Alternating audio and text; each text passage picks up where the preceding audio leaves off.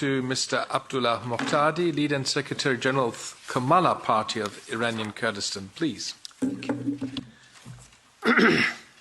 Ladies and gentlemen, honourable members of the European Parliament, dear guests.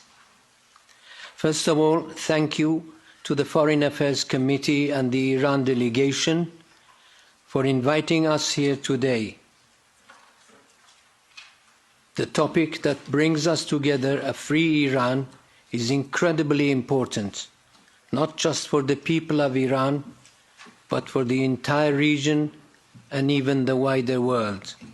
So, thank you again for organizing this timely event.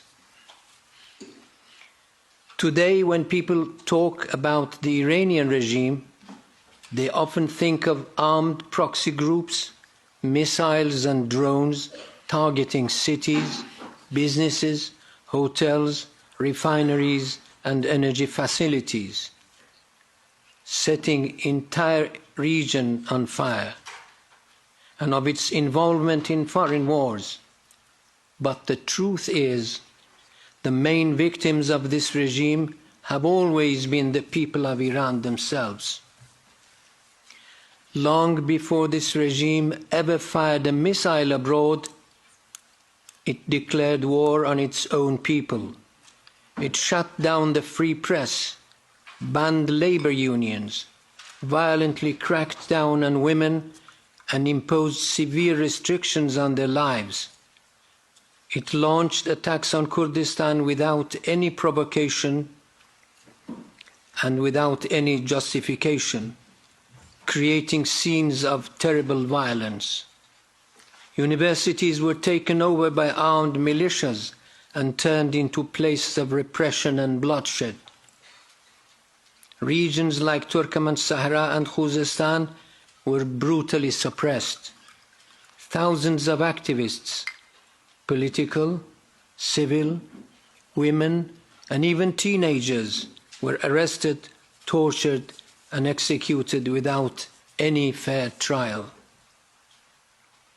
In short, this regime's war against its own people started long before any conflict with the United States or Israel, and long before European cities became targets of its terrorist operations. We should also remember that the attack on Kurdistan happened even before the takeover of the US Embassy in Tehran. That is exactly why the issues of freedom in Iran must not be overshadowed by the clouds of war, or pushed aside because of different opinions about recent conflict, or because of any criticism one might have of US policies. Supporting freedom in Iran, supporting people's movement for change, including their right to change the system, is what we truly expect from Europe. So let's not keep complaining about the atrocities of the past and concentrate on what a new, free, democratic Iran should look like. What we are looking for and what we have been fighting for is a democratic, pluralist, tolerant Iran, where no one single social group, no one single ethnicity or religion or political trend to dominate the powers of the state, impose a new exclusivity and therefore a new dictatorship. What we need is a new constitution that respects diversity, pluralism, and inclusiveness, embraces power-sharing arrangements, and commits to the rule of law, equal citizenship, human rights, freedom and democracy, peace and development, and thus makes Iran a reliable and responsible member of the international community.